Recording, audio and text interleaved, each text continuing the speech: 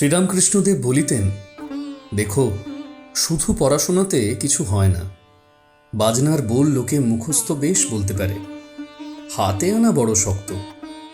পড়লে কি হবে?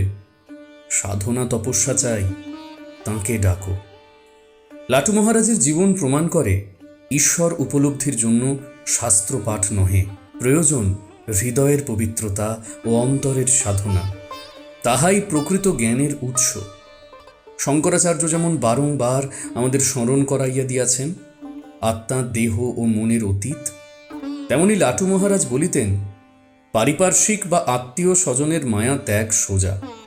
সৎ অসৎ বিচার আর তীব্র বিবেক থাকলেই ক্রমে ক্রমে হয়ে যায়। কিন্তু বাপু, শরীরের মায়া ত্যাগ করা সোজা নয়। দেহজ্ঞান রহিত হওয়া কি চারটি কথা? বারবার বিচার করতে হয়।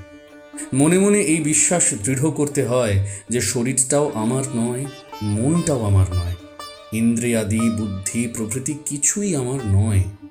আমার স্বরূপ এর ঊর্ধ্বে।